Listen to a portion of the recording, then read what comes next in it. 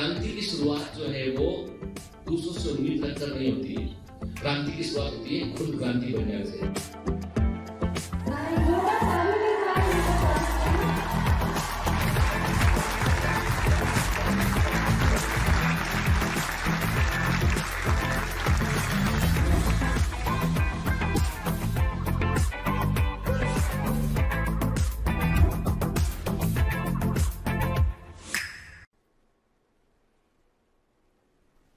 Hello commandos, welcome to Biomentors classes online. I am doctor Jitendra Singh और बेटा हम पढ़ रहे हैं प्लांट फिजियोलॉजी।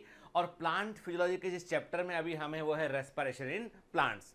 पिछली क्लास में हमने देखा था कि वाई रेस्पिरेशन इज रिक्वायर्ड, क्यों उसकी आवश्यकता होती है, रेस्पिरेशन का सिग्निफिकेंस क्या होता है। हमने देखा था कि रेस्पिरेशन की प्रोसेस में हम ग्लूकोज मॉलिक्यूल से स्टेप वाइज एनर्जी को रिलीज कराते हैं। मतलब ग्लूकोज मॉलिक्यूल से हम एनर्जी को धीमे धीमे रिलीज कराते हैं। और हमने ये भी देखा था कि जो ऊर्जा है, जो एनर्जी है, वो वास्तव में वही ऊर्जा है जो सूर्य के प्रकाश से सोलर एनर्जी, जिसको जो है वो फोटोसिंथेसिस के दौरान फूड बनाने के लिए ट्रैप किया जाता है। मतलब प्रोसेस ऑफ फोटोसिंथेसिस में हम सोलर एनर्जी को केमिकल एनर्जी में कन्वर्ट कर रहे होते हैं और वही केमिकल एनर्जी होता है फूड, जिसका हम इस्तेमाल करते हैं रेस्पिरेशन में।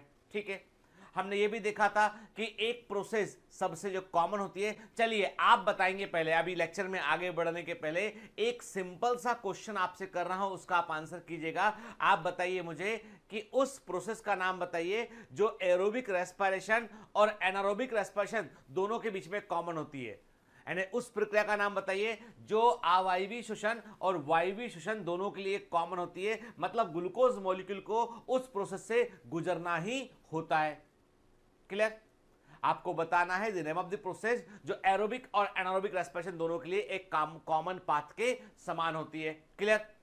और आपको इस क्वेश्चन में यह भी बतलाना है कि वो प्रोसेस सेल में कहां पर ऑपरेट होती है। The site of that process, उस प्रोसेस का स्थल क्या है, किस जगह पर वो संचालित होती है या ऑपरेट होती है। क्लियर?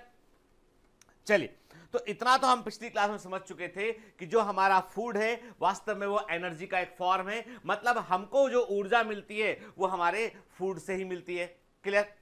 ठीक है, हमने देखा था, इसीलिए हम एक फूड चेन का जिक्र करते हैं। हम इकोसिस्टम में क्या पढ़ते हैं, हम कहते हैं कि जीव जो है वो एक दूसरे पर डिपेंडेंट है just due to the need of the food. मैंने कहा था जो ग्रीन प्लांट होते हैं, हरे पौधे होते हैं, दे आर दी प्रोड्यूसर। इनको हम बोलते हैं फर्स्ट ट्रॉफिक लेवल बोलते हैं, T1 कहते हैं। ये प्रोड्यूसर होते हैं, ये फूड को बनाते हैं। ठीक है, फिर मैंने आपसे कहा था इन्हें खाते हैं हर्बीवोर खाते हैं, शाकाहारी खाते हैं, प्राइमरी कंज्यूमर होते हैं। उन्हें कॉर्निवोर खाते हैं जो सेकेंडरी कंज्यूमर होते हैं। ठीक, फिर हमने कहा था कि टॉप कॉर्निवोर जो है वो फाइनल कंज्यूमर होते हैं जो इन जीवों को खाते हैं। और लास्ट में जीवों के मरने के बाद डिकम्पोजर उनके ऊपर उनको डिकम्पोज करता है, उनकी एनर्जी को, ट्रैप्ड एनर्जी को बाहर निकालता है, ऑर्गेनिक कंपाउंड को इनऑर्गेनिक कंपाउंड में कन्वर्ट करता है। याद है? ठीक है, तो ओवरऑल हमने कहा था कि पूरी प्रकृति में जो दो फिनोमिना ऐसी हैं जो लगातार चल रही हैं और एक प्रकार से हम ऐसा कहते हैं कि एक तरफ से फ्यूल बन रहा है, एक तरफ यूज कर रहे हैं। जो ग्रीन प्लांट है वो सोलर एनर्जी को केमिकल एनर्जी में कन्वर्ट कर रहे हैं और उस केमिकल एनर्जी पर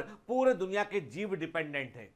इनफैक्ट ग्रीन प्लांट भी उस ऊर्जा का एक हिस्सा खुद के लिए इस्तेमाल करता है। कोई भी लिविंग सेल होगी बेटा, वो बगैर रेस्पिरेशन के सरवाइव नहीं कर सकती है। हो सकता है कि उसमें रेस्पिरेशन बगैर ऑक्सीजन के होता हो, एनारोबिक रेस्पिरेशन पॉसिबल है। ठीक है, यानी ऑक्सीजन को लिए बगैर श्वसन हो। लेकिन कोई भी सेल ऐसी नहीं हो सकती है जिसके अंदर मेटाबॉलिक एक्टिविटी ना होती हो। बगैर मेटाबॉलिज्म के लाइफ इज नॉट पॉसिबल, के बगैर उपापचय के जीवन संभव नहीं है। ठीक है, क्लियर? फिर हमने पिछली क्लास में देखा था कि ग्लूकोज मॉलिक्यूल सबसे पहले भाग लेगा ग्लाइकोलिसिस में। और मैंने कहा था आपसे कि ग्लूकोज मॉलिक्यूल जब ग्लाइकोलिसिस में भाग लेगा तो पायरुविक एसिड का मॉलिक्यूल बनेगा। और ग्लूकोज से पायरुविक एसिड का मॉलिक्यूल बनना मतलब ग्लूकोज का टूटना है, उसको कहा था हमने glycolysis. And this is the common path between aerobic respiration and anaerobic respiration. याद रखिएगा, कॉमन क्वेश्चन है, बेसिक क्वेश्चन है इसका रेस्पिरेशन का। ग्लाइकोलिसिस वायवीय श्वसन और अवायवीय श्वसन के बीच में एक कॉमन पाथ होता है। यदि ऑक्सीजन अवेलेबल होगी तो माइटोकॉन्ड्रिया के अंदर पायरुविक एसिड एंटर करेगा और क्रेब्स साइकिल में भाग लेगा, वायवीय श्वसन होगा और अंतिम उत्पाद जो फाइनल एंड प्रोडक्ट बनेंगे वो बनेगा CO2H2 एंड एनर्जी बाहर निकलेगी, बड़ी मात्रा में एनर्जी बाहर निकलेगी, क्योंकि ग्लूकोज का कंप्लीट ऑक्सीडेशन होगा। यहां पर देखो बेटा, जितने स्टेटमेंट बोल रहा हूं ना, सारे स्टेटमेंट एग्जाम के क्वेश्चन है, सारे के सारे स्टेटमेंट जो मैं कह रहा हूं वो एग्जाम में पूछे गए। यहां पर ग्लूकोज मॉलिक्यूल का कंप्लीट ऑक्सीडेशन होगा, और जैसे फॉर्म में वो फोटोसिंथेसिस से बना था CO2 H2O एंड एनर्जी, वैसी फॉर्म में कन्वर्ट हो जाएगा, तो अधिक एनर्जी निकलेगी। क्लियर? और जब हम बात करते हैं एनारोबिक रेस्पिरेशन की, अवायवीय श्वसन में क्या है, ऑक्सीजन उपलब्ध नहीं है। जब ऑक्सीजन उपलब्ध नहीं होगी तो ग्लूकोज मॉलिक्यूल का इनकम्प्लीट ऑक्सीडेशन होगा, अपूर्ण ऑक्सीकरण होगा, और इनकम्प्लीट ऑक्सीडेशन में जो उत्पाद बनेंगे, हो सकता है वो लैक्टिक एसिड बने या जो है वो इथाइल अल्कोहल बने। जब इथाइल अल्कोहल बनेगा तो बगैर ऑक्सीजन को लिए CO2 बाहर निकलेगा, क्योंकि जो है इथाइल अल्कोहल में 2 कार्बन वाला मॉलिक्यूल है वो उठ के, तो एक CO2 बाहर निकल जाएगा। और यदि जब लैक्टिक एसिड बनेगा तो CO2 बाहर नहीं निकलेगा। क्लियर? हमारी मसल्स में क्या होता है, जब हमारी ऑक्सीजन डेड की कंडीशन आती है, जब वहां ऑक्सीजन कम पड़ जाता है, तो हमारी मसल्स में भी एनारोबिक रेस्पिरेशन होने लगता है और लैक्टिक एसिड बनता है। जैसे ही हमारी मसल्स में लैक्टिक एसिड बनता है, हम थक जाते हैं, थकान को फील करते हैं। ठीक है? ईस्ट क्या करता है, ईस्ट जो है वो जो है एनारोबिक रेस्पिरेशन में फर्मेंटेशन करता है और इसको इथाइल अल्कोहल में कन्वर्ट कर देगा, पायरुविक एसिड को वो। ठीक है? तो ये भी हम आगे देखेंगे। तो अभी हमने इतना कहा कि जो एनारोबिक रेस्पिरेशन होगा, अवायवीय श्वसन होगा या फर्मेंटेशन होगा, वहां पर ग्लूकोज मॉलिक्यूल का अपूर्ण ऑक्सीकरण होगा, इनकम्प्लीट ऑक्सीडेशन होगा, इसलिए ऊर्जा, इसलिए एनर्जी पूरी तरीके से बाहर नहीं निकल पाएगी। जब एनर्जी पूरी तरीके से बाहर नहीं निकल पाएगी, मतलब कम एनर्जी का प्रोडक्शन वहां पे होगा, कम ऊर्जा मिलेगी हमको। क्लियर? इसलिए प्रकृति में एरोबिक और जीवों का विकास हुआ आगे चल के। ठीक है? देखिए, फिर पिछली क्लास में मैंने आपको फेफर कॉस्चेव स्कीम के बारे में बतलाया था। मैंने आपसे कहा था कि सबसे पहले देखो, अब जो प्रोसेस है, सबसे पहले कार्बोहाइड्रेट या ग्लूकोज मॉलिक्यूल ग्लाइकोलिसिस में भाग लेगा, और ये प्रोसेस ऑपरेट होगी कहां पर, साइटोप्लाज्म में। ये प्रोसेस साइटोप्लाज्म में ऑपरेट होगी। ठीक है? तो मतलब ये है कि enzymes of glycolysis present in the very good, क्या बात है, आज तो एनर्जी के साथ में आपके साइटोप्लाज्म में होते हैं, ग्लाइकोलिसिस के मालूम चल जाता है। ठीक है? ये मत सोचो, मालूम चल जाता है। तो जो ग्लाइकोलिसिस के एंजाइम है वो कहां मिलते हैं, वो साइटोप्लाज्म में मिलते हैं। ठीक है? और जो है ग्लाइकोलिसिस से ग्लूकोज मॉलिक्यूल कन्वर्ट होता है पायरुविक एसिड में। ठीक है? अब जब ऑक्सीजन प्रेजेंट होगी तो पायरुविक एसिड इंटर करेगा माइटोकॉन्ड्रिया में, और माइटोकॉन्ड्रिया में इसका जो है कंप्लीट ऑक्सीडेशन होगा इसका। ठीक है? तो एंजाइम्स ऑफ क्रेब साइकिल, मतलब क्रेब साइकिल के एंजाइम कहां मिलेंगे आपको, ये माइटोकॉन्ड्रिया के अंदर आपको देखने मिलेंगे। जब ऑक्सीजन एब्सेंट होगा तो रेस्ट ऑफ द प्रोसेस भी कहां होगा, वो साइटोप्लाज्म में होगा। मतलब यह है कि एनारोबिक रेस्पिरेशन का जो स्थल होता है वो साइटोप्लाज्म ही होता है वो। ठीक है? क्लियर? तो ये है फेफर कॉस्टिव स्कीम, जो कॉमन पाथ को बताता है कि glycolysis is a common path, it's a common path between aerobic and anaerobic respiration. Clear? चलिए अब ध्यान से बात सुनिए। देखो बेटा, क्या हुआ ये कि अब मैंने एक बात आपसे कहा था, मैंने आपसे कहा था कि जब भी कभी रेस्पिरेशन को कंपेयर करना हो कि which process is almost similar to the respiration, कौन सी प्रोसेस जो है वो रेस्पिरेशन के समान होती है, तो आप कभी गलती से फोटोसिंथेसिस मत बोल देना, क्योंकि रेस्पिरेशन और फोटोसिंथेसिस अपोजिट प्रोसेस है। एक में CO2 H2O एनर्जी से ग्लूकोज बन रहा है, एक में ग्लूकोज को ऑक्सीजन को जोड़कर ग्लूकोज को तोड़ के CO2 H2O और एनर्जी बना रहे हैं के, तो दोनों प्रोसेस समान तो हो नहीं सकती है के। अब मेरी बात ध्यान सुनिए, ऐसी कौन सी प्रोसेस है जहां पर ग्लूकोज के अंदर ट्रैप्ड एनर्जी को बाहर निकालते हैं और जो रेस्पिरेशन के समान है, तो मैंने आपसे कहा था बर्निंग या कंबंशन के, दहन करना। बर्निंग या कंबंसेशन जो है वो प्रक्रिया है जिसमें कि हम जो है वो ग्लूकोज मॉलिक्यूल के में ट्रैप्ड एनर्जी को बाहर निकालते हैं। मतलब आपने ग्लूकोज को जला दिया तो ये भी वही प्रक्रिया है जो आपकी बॉडी के अंदर रेस्पिरेशन हो रहा है। फर्क ये है कि जब आप जला देंगे it's a single step process, कि सीधा फास्ट ऑक्सीडेशन हुआ और केमिकल ने पूरी एनर्जी को रिलीज किया और उस एनर्जी को आप ट्रैप भी नहीं कर पाए, यूज भी नहीं कर पाए। तो आपने उस एनर्जी को, जो ग्लूकोज की एनर्जी थी, उसको आपने हीट के रूप में बर्बाद कर दिया आपने। लेकिन जब हम रेस्पिरेशन करते हैं तो हम ग्रेजुअली स्टेप वाइज जो है वो ग्लूकोज को तोड़ते हैं और उसका एनर्जी, हाई एनर्जी इलेक्ट्रॉन को निकालते हैं और फिर उसकी एनर्जी को हम हार्वेस्ट करते हैं, धीमे धीमे करते हैं, क्रिएटिव वे में करते हैं हम। ठीक है? देखिए, ये शुगर मॉलिक्यूल है, ग्लूकोज मॉलिक्यूल है ना बेटा, समझो यार बात को, है ना। देखो मुझे मालूम है कि मेरे बच्चे रेस्पिरेशन को कई बार पढ़े कि जब आप 5th 6th 7th 8th 9th 10th 11th 12th हर बार आपने यही चीज पढ़ी है, लेकिन हर बार इस चीज को पढ़ने के बाद इस बार पढ़ेंगे, नजरिया बदल कर पढ़ेंगे, अंदर डेप्थ में जाके पढ़ेंगे कि ये क्यों होता है, क्यों का उत्तर ढूंढेंगे हम। देखिए तो ये ग्लूकोज मॉलिक्यूल है, इसका ऑक्सीकरण हुआ के, ऑक्सीडेशन हुआ के। अब देखो बेटा, मैं जब बोलता हूं ग्लूकोज का ऑक्सीडेशन हुआ, इसका मतलब ये है कि भाई ग्लूकोज के पास में हाई एनर्जी वाले इलेक्ट्रॉन थे, और वो हाई एनर्जी वाले इलेक्ट्रॉन कहां से आए थे, वो आए थे अरे रिएक्शन सेंटर फोटोसिंथेसिस का, उसने इलेक्ट्रॉन दिए थे, और उसको इलेक्ट्रॉन हाई एनर्जी कैसे मिले, सोलर एनर्जी ने उसको पंप किया इलेक्ट्रॉन को। तो हम क्या कर रहे हैं, ग्लूकोज के उन हाई एनर्जी इलेक्ट्रॉन को निकाल के उसकी ऊर्जा को निकालना चाहते हैं, और जब आपने ग्लूकोज से इलेक्ट्रॉन को निकाला तो क्या हो गया, ऑक्सीडेशन हो गया, है ना।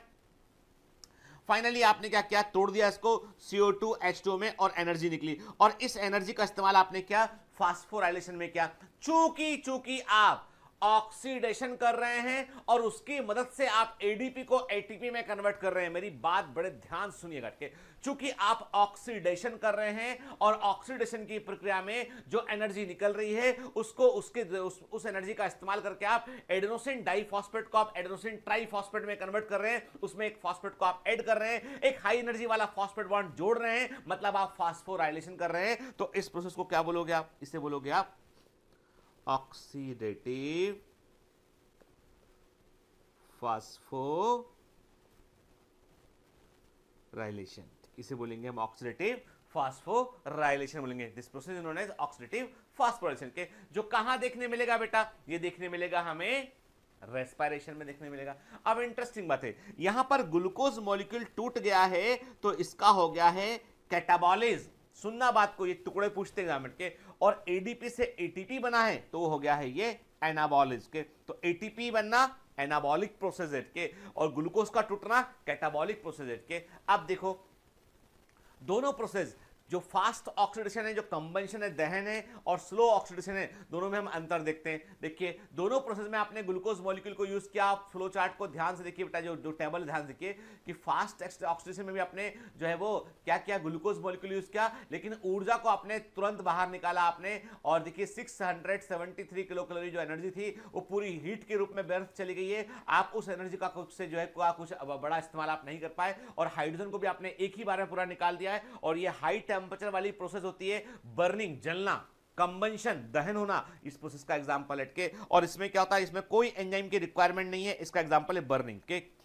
तो आपने पूरी एनर्जी आपने यानी ग्लूकोज की ऊर्जा को आपने यहां भी निकाल लिया है, और ये पूरी एनर्जी हीट के रूप में व्यर्थ चली गई। लेकिन जब आप स्लो ऑक्सीडेशन करते हैं, धीमी गति से आप ऑक्सीकरण करते हैं, तो आप क्या करते हैं, एनर्जी को स्लो निकालते हैं। एनर्जी उतनी ही निकली, एनर्जी का अमाउंट उतना ही है, लेकिन क्या किया आपने, उस एनर्जी को आपने धीमे धीमे निकाला, हाई एनर्जी इलेक्ट्रॉन्स को लिया आपने, प्रोटॉन को धीमे धीमे निकाला आपने, और आपने उस एनर्जी का इस्तेमाल किया एटीपी को बनाने के लिए, और ये प्रोसेस एंजाइम। अब जो स्लो ग्लूकोज टूटता है उसमें मल्टी स्टेप प्रोसेस इन्वॉल्व होती हैं, जैसे ग्लाइकोलिसिस अकेले के अंदर 10 स्टेप होती हैं, पढ़ेंगे आगे हम।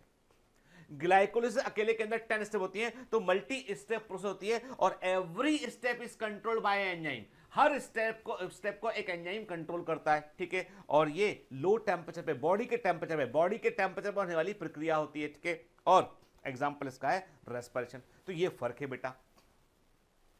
आप बोलोगे सर ये सब चीजें तो एनसीईआरटी में ऐसे किसी नहीं लिखी है। देखो बेटा, एनसीईआरटी में जो लिखा ना उसको समझना हमारी जिम्मेदारी है, और दूसरी बात है पढ़ना ऐसे चाहिए कि एमसीक्यू एग्जाम के बन जाए।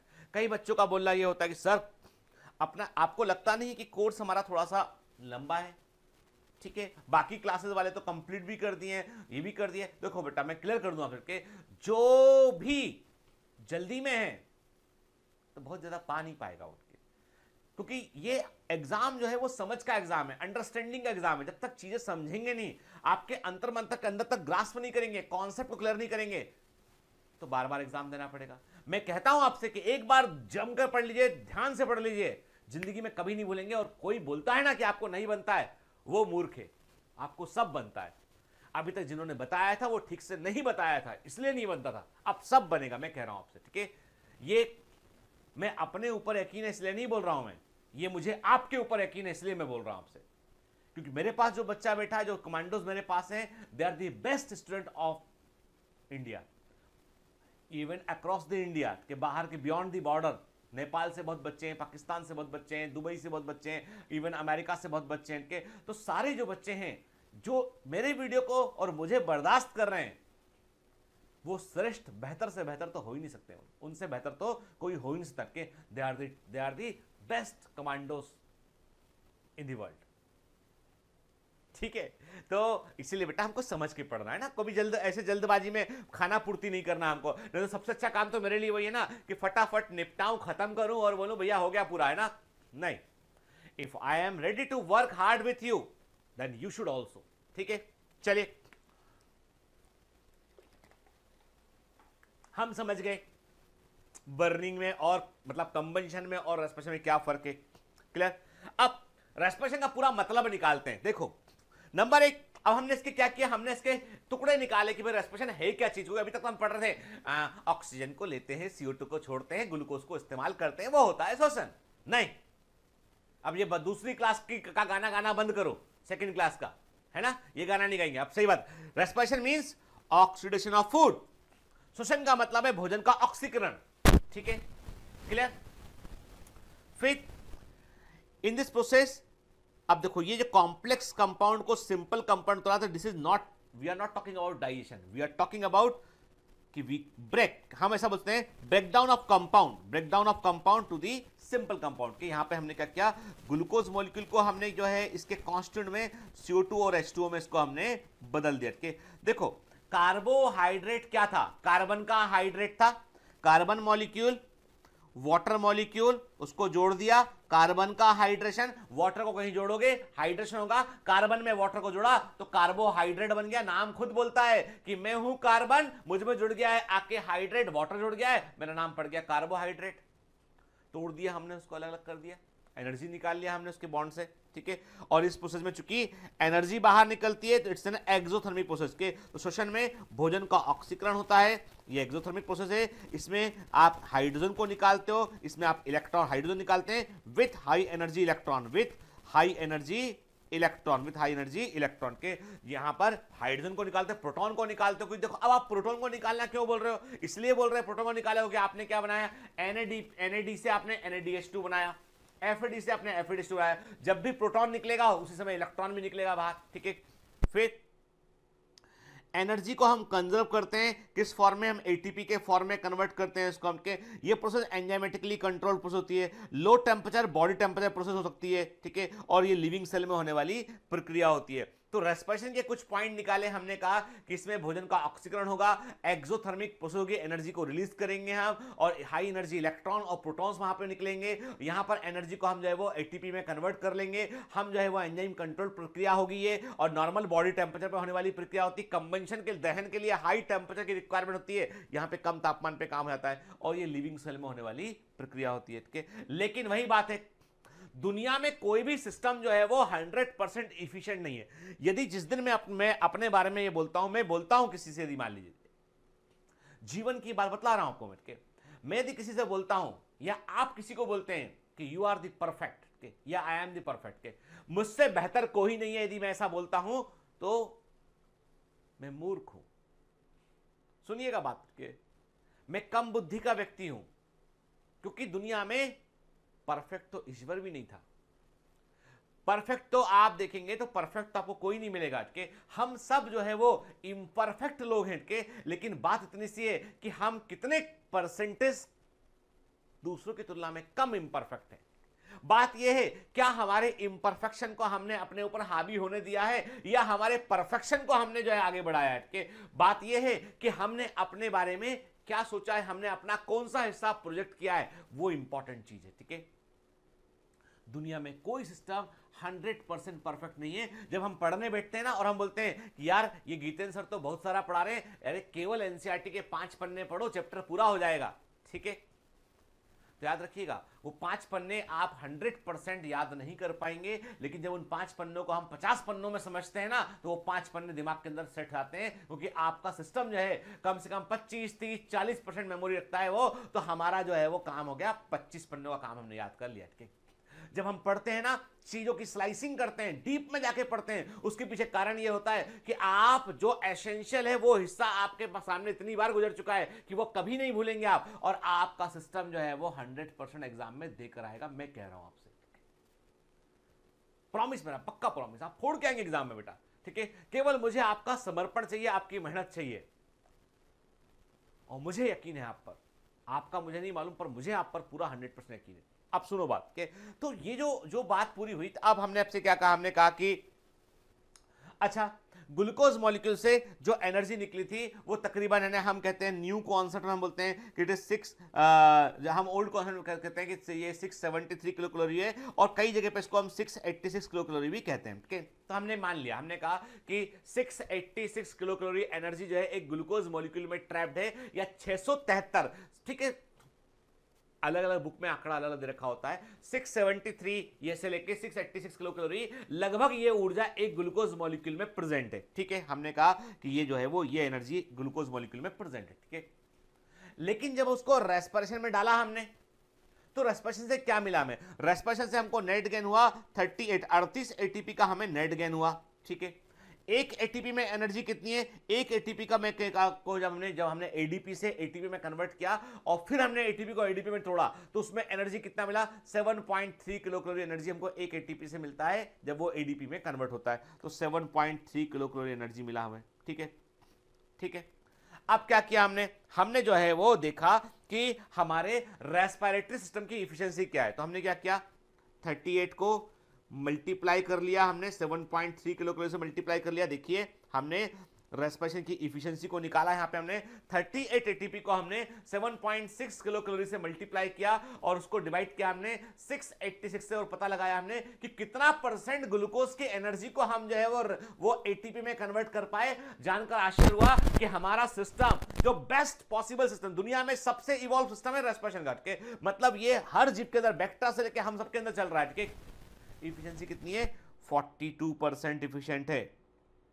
कितना, 40 ने आप जो भी भोजन लेते हैं उसका केवल 42%, 42% ही आप जो है वो एटीपी के रूप में स्टोर कर पाते हैं, बाकी सब हीट के रूप में निकल जाता है। इसलिए रेस्पिरेशन के प्रोसेस में कई बार एनर्जी इतना ऐसे बाहर निकलता है जिसको हम जो है वो यूटिलाइजेबल फॉर्म में कन्वर्ट नहीं कर पाते। तो हमारा रेस्पिरेटरी सिस्टम भी 100% सफिशिएंट इफिशिएंट नहीं है, 100% इफिशिएंट नहीं है, 100% दक्ष नहीं है वो। कितना उसका एफिशिएंसी रेट, 42%। कैसे कैलकुलेट किया हमने, 38 ATP multiply by 7.3 kilo calorie, 7.6 या 7.3 कैलोरी, दोनों देखो बेटा ये आंकड़े है ना बुक में वेरी करते हैं, तो मैंने 7.3 कहा आपसे, और तो जब 7.3 बोलेंगे तो नीचे वाला हम 673 रखेंगे हमके, जब हम 7.6 बोलते हैं नीचे वाला आंकड़ा हम 686 किलो कैलोरी रखते हैं, ठीक है। तो मतलब हम ये छोटे छोटे डिफरेंस के फेर में नहीं पढ़ते हैं, हम मोटा कॉन्सेप्ट बात करते हैं कि हमारा जो ग्लूकोज मॉलिक्यूल को जब हम रेस्पिरेशन में इस्तेमाल करते हैं, एरोबिक रेस्पिरेशन में इस्तेमाल करते हैं, वायवीय श्वसन में इस्तेमाल करते हैं, तो जो इफिशियंसी मिलता है सिस्टम का वो 42% होता है, ठीक है, क्लियर। अब वापस लौट के आते हैं पुरानी कहानी पर कि मैंने आपसे कहा था कि जब हम cell the unit of life पढ़ रहे तब बात किया था इसके बारे में। फिर मैंने पिछले लेक्चर में भी बताया था आपको कि सबसे पहले ग्लूकोज मॉलिक्यूल भाग लेगा ग्लाइकोलिसिस में, उसके बाद बनेगा पायरुविक एसिड बनेगा, वो एंटर करेगा फिर माइटोकॉन्ड्रिया के अंदर, ठीक है। तो कहानी की शुरुआत होती है ग्लाइकोलिसिस से। मेरी बात सुनिए ध्यान से, सबसे पहले प्रकृति में जो जीव बने थे, प्लीज अटेंशन दीजिए, सबसे पहले प्रकृति में जो जीव बने थे उनके अंदर एनारोबिक रेस्पिरेशन हुआ था, क्योंकि पहले प्रकृति में फ्री ऑक्सीजन प्रेजेंट नहीं थी, क्लियर। तो ऑक्सीजन थी नहीं, तो अवायवीय श्वसन हुआ। तो आपको पता है कि पहली मेटाबॉलिक प्रोसेस जो इवॉल्व हुई होगी वो थी ग्लाइकोलिसिस, ठीक है। It is the oldest metabolic process. सबसे ने कैल्विन साइकिल भी इसके बाद में आया, क्रेब्स साइकिल भी इसके बाद में आया, एंड ओल्डेस्ट मेटाबॉलिक प्रोसेस जो प्रकृति में अस्तित्व में आई, जो इवोल्यूशन में इवॉल्व हुई पहले, वो थी ग्लाइकोलिसिस, ठीक है।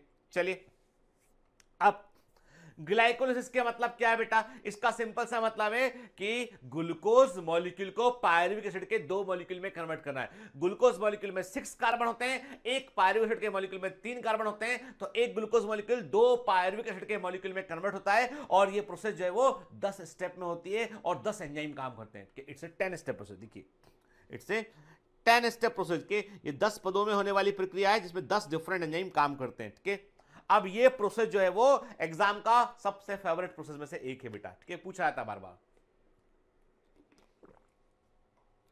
कई बार हम पढ़े होते हैं, बचपन से पढ़े होते हैं, रटे होते हैं, लिखे होते हैं, लेकिन कहानी का अंदरूनी भाग हम नहीं समझे होते, तो हमें वो समझना है बेटा। ठीक, चलिए देखते हैं एनसीईआरटी में क्या लिखा है। The term glycolysis has originated from Greek word ग्लाइकोस means sugar, lysis मतलब स्प्लिटिंग, मतलब इसका मतलब क्या हो गया, स्प्लिटिंग ऑफ शुगर। ठीक है, एंड जब इस वर्ड का मतलब स्प्लिटिंग ऑफ शुगर है तो किस में टूट गया शुगर, पायरुविक एसिड के मॉलिक्यूल में टूट गया शुगर। ठीक है, the scheme of glycolysis was given by Gustav Embden, Otto Meyerhof and J Parnas के EMP पाथवे भी बोलते हैं इसको हम के। तो E for Embden, M for Meyerhof और P for Parnas. Very very important. तो what is the meaning of EMP pathway में, EMP वर्ड का मतलब क्या है, क्या EMP कोई जो है वो कंपाउंड को दर्शाता है या EMP साइंटिस्ट के नाम को बतलाता है, तो EMP साइंटिस्ट के नाम को बतलाता है। E for Embden, M for Meyerhof and P for Parnas, इन्होंने ग्लाइकोलिसिस को बतलाया था, इसलिए हम ग्लाइकोलिसिस को EMP पाथवे भी कहते हैं। ठीक है, एनारोबिक ऑर्गेनिज्म में मैंने कहा ना कि इट इज द ओल्डेस्ट, यानी हम ऐसा बोल सकते हैं कि it is the oldest metabolic pathway, it is the oldest metabolic process, ये सबसे पुरानी मेटाबॉलिक प्रक्रियाओं में से एक है, इसलिए एनारोबिक ऑर्गेनिज्म में आपको केवल यही प्रोसेस देखने मिलती है श्वसन के लिए, क्योंकि इनमें ऑक्सीजन नहीं यूज कर सकते हैं। ओके, याद रखिएगा। तो एरोबिक और एनारोबिक जीवों के बीच में जो कॉमन पाथवे है वो है ग्लाइकोलिसिस के। तो जो एनारोबिक ऑर्गेनिज्म होते हैं वे ग्लाइकोलिसिस से ही एनर्जी को लेते हैं। ठीक है, देखिए आप, हम देख रहे हैं 3 महान वैज्ञानिक जिन्होंने ग्लाइकोलिसिस के बारे में बतलाया, गुस्ताव एम्डेन, जैकस पार्नस और जो है वो ओटो मेयरहॉफ। ठीक है, एक्चुअली में जो वैज्ञानिक है ना, साइंटिस्ट जिन्होंने ये सब चीजें बतलाई हैं, ये सच में दुनिया का कोई भी पॉलिटिशियन इनका मुकाबला नहीं कर सकता। कि ये जो काम कर गए ना, ये आने वाली कई सदियों के लिए कर गए काम। समझ गए?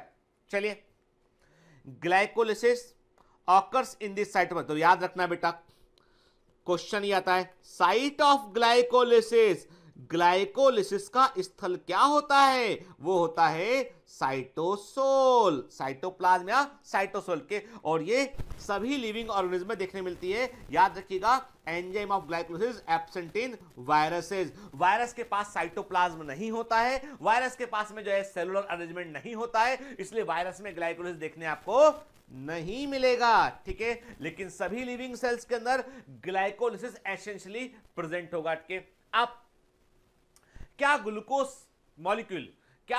मॉलिक्यूल जो ग्लाइकोलिसिस में भाग लेता है, क्या वो अपने कॉन्स्टिट्यूएंट जो CO2 H2O उसमें टूट जाता है पूरा? नहीं।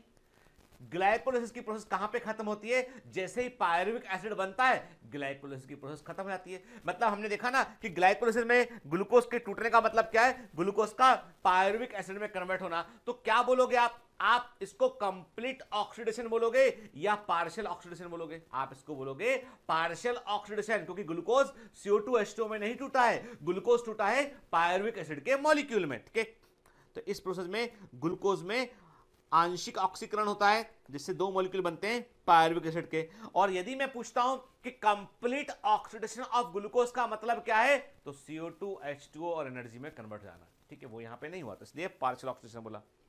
In plants, this glucose is derived from sucrose, which is the end product of the photosynthesis or from the storage carbohydrate। देखिए सिंपल, अब देखिए क्यों सुक्रोज लिखा, आपके दिमाग में क्वेश्चन आ रहा है, अरे सर फोटोसिंथेसिस में आपने ग्लूकोज बनाया था, ये सुक्रोज कहां से आ गया? देखो बेटा, जो लीफ मेसोफिल सेल थी उसने ग्लूकोज बनाया, लेकिन ट्रांसपोर्टेशन किस फॉर्म में हुआ? सुक्रोज के फॉर्म में हुआ। तो जितनी भी लिविंग सेल्स हैं उनको किस फॉर्म में शुगर मिला? सुक्रोज के फॉर्म में मिला। तो पहले तो सुक्रोज के 2 मॉलिक्यूल अलग रहेंगे, ग्लूकोज और फ्रक्टोज को अलग अलग करेंगे, डाइजेस्ट करेगा उसको, उसके बाद यूज करेगा उसको वो। ठीक है, और स्टोरेज फॉर्म क्या होता है शुगर का? वो होता है स्टार्च, ऑलरेडी पढ़ा हुआ है हमने। ठीक है, अब देखिए, तो ये अब क्या ग्लाइकोलिसिस की प्रोसेस में ऑक्सीजन इस्तेमाल होता है। अरे भाई, this is the only process in respiration जो एनारोबिक ऑर्गेनिज्म के अंदर देखने मिलती है और जो अवायवीय जीवों में देखने मिलती है। उसमें ऑक्सीजन भला कहां से आएगा? मतलब यहां पर ऑक्सीजन इस्तेमाल नहीं होता है, ऑक्सीजन नॉट यूज्ड, ऑक्सीजन का इस्तेमाल यहां पर नहीं होता है ग्लाइकोलिसिस में। ठीक है, क्लियर। सुक्रोज को कन्वर्ट करते हैं ग्लूकोज फ्रक्टोज में। Sucrose is a disaccharide. Sucrose क्या है बेटा? एक डाइसैकेराइड होता है। ठीक है, इसको क्या बोलते हैं? इसको हम कैन शुगर कहते हैं, सुक्रोज कहते हैं, डाइसैकेराइड होता है और it is the transported form of the sugar के ग्लूकोज और फ्रक्टोज में कन्वर्ट होता है और यहां पे एंजाइम लगता है इन्वर्टेज के। याद रखिएगा, एंजाइम इन्वर्टेज क्या करता है? एंजाइम इन्वर्टेज सुक्रोज को ग्लूकोज और फ्रक्टोज में कन्वर्ट करता है, इन्वर्टेज। तो ये क्या है? ये रेस्पिरेशन नहीं है, ये डाइजेशन है बेटा। ये क्या है? ये पाचन है इसका। ठीक है, और ये जो मोनोसैकेराइड होते हैं, ठीक है, ये ग्लाइकोलिटिक पाथवे में इंटर करते हैं। ठीक है, अब ग्लूकोज से हम शुरुआत मानते हैं ग्लाइकोलिसिस का, and from the glucose there is beginning of the glycolysis. और सबसे पहला एंजाइम, भूलना नेट के, सबसे पहला एंजाइम जो ग्लूकोज पे काम करता है वो एंजाइम होता है, नाम रटना पड़ेगा क्या? नहीं, नाम मत रटो, ऐसे नाम मत रटो। आप बोलो, ग्लूकोज एक 6 कार्बन वाली शुगर है। ठीक है, ग्लूकोज एक हेक्सोस शुगर है। ठीक है, इसमें हमको एटीपी ऐड करना है हमको। ठीक है, एटीपी ऐड करने वाले एंजाइम को हम बोलते हैं काइनेज बोलते हैं। काइनेज वो एंजाइम होते हैं जो एटीपी को ऐड करते हैं, जो एटीपी, याद रखना, भूलना नहीं कि काइनेज हर उस एंजाइम का सरनेम है जो एटीपी से खेल रहा है, जो एटीपी को यूज करेगा वो काइनेज है। तो हेक्सोस शुगर पे काम करने वाला काइनेज, नाम क्या हो गया उसको? हेक्सोकाइनेज। हेक्सोस शुगर पर काम करने वाला काइनेज हेक्सोकाइनेज। क्लियर? क्यों एटीपी खर्च किया? बात तो हुई थी कि यार एटीपी निकालेंगे, बात तो ये हुई थी कि एनर्जी मिलेगी, ये तो एटीपी लगा दिया आपने। अरे भाई, सिंपल सी बात है कि किसी आदमी का करियर सेट करना है। अब कुछ पढ़ लिख रहा आदमी, कुछ ना कुछ तो करना पड़ेगा जिंदगी में। तो सबसे पहले क्या करेंगे भाई? दुकान खोल दो।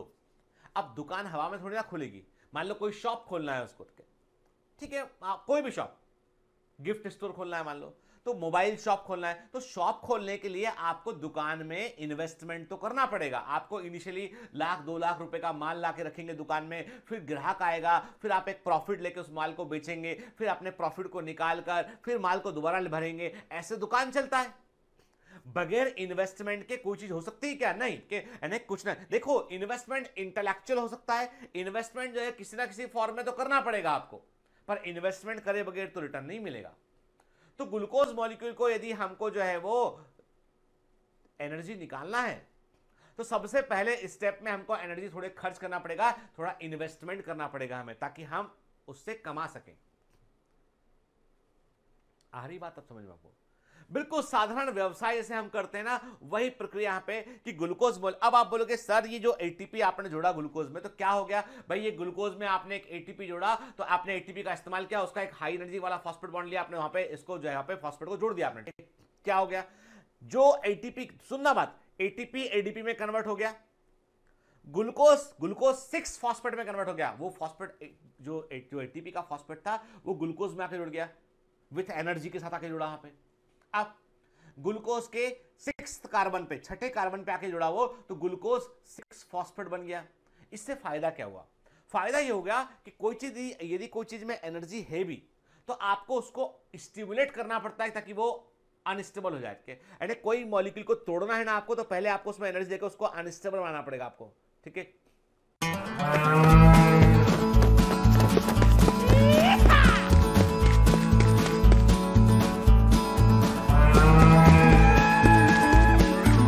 Hi, sorry to disturb you in between lecture, but it's important to inform you.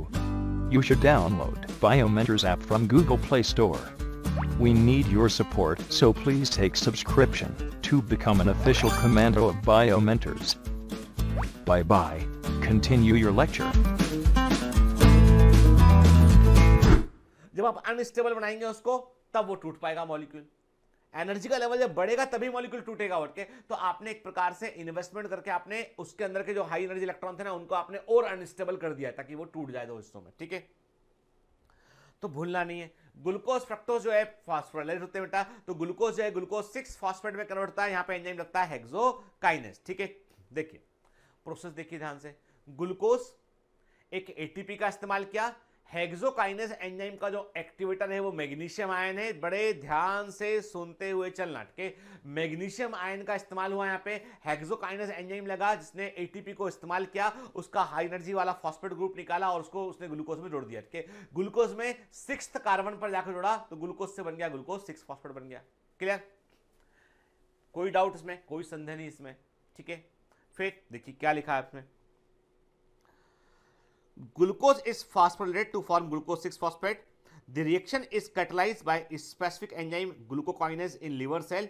ठीक है, और bye non specific enzyme hexo. अब देखो फर्क क्या है, फर्क ये है बेटा कि हमारी लिवर सेल में हम हेक्सोकाइनेस को ग्लूकोकाइनेस कहते हैं, और बाकी दूसरी सेल्स जो दूसरी अदर सेल्स होती हैं वहां पर हम एक्स्ट्रा हेपेटिक टिश्यू जो होते हैं वहां पर इसको हम जो है वो हेक्सोकाइनेस कहते हैं। तो प्लांट सेल के अंदर इसको हम हेक्सोकाइनेस ही कहते हैं। तो ग्लूकोकाइनेस और हेक्सोकाइनेस सेम है। ग्लूकोकाइनेस नाम केवल हम लिवर सेल के लिए इस्तेमाल करते हैं। इसने क्या किया, इसने एटीपी का इस्तेमाल किया, इसका फॉस्फेट निकाला, ग्लूकोज में जोड़ दिया। ठीक है, हेक्सोकाइनेज इज ए की glycolytic enzyme, very very important, ये सबसे इंपॉर्टेंट एंजाइम होता है। ये catalyse A regulatory step in glycolysis that is irreversible. के याद रखना, जब ग्लूकोज से ग्लूकोज 6 फॉस्फेट बनता है तो ये प्रोसेस अपोजिट डायरेक्शन में नहीं चलती है, एक ही डायरेक्शन में चलती है। ये इरिवर्सिबल प्रोसेस है। और जो भी प्रोसेस इरिवर्सिबल होती है ना बेटा किसी पाथवे में, वो समझ लीजिए कि वो की स्टेप होती है। वॉट एवर दी प्रोसेस, कोई भी प्रोसेस जो किसी मेटाबॉलिक पाथवे में इरिवर्सिबल है, जो रिवर्सिबल नहीं है, तो वो की स्टेप होता है। मतलब वो स्टेप को आगे बढ़ा दिया गया है जानबूझ के, वो की स्टेप होता है, सबसे इंपॉर्टेंट स्टेप में से एक होता है। ठीक है, अदर काइनेस के समान इसे भी मैग्नीशियम आयन की रिक्वायरमेंट होती है एक्टिविटी के लिए, किसको, हेक्सोकाइनेस को। ठीक है, अब देखो बेटा, अब ग्लूकोज से ग्लूकोज 6 फॉस्फेट बन चुका है।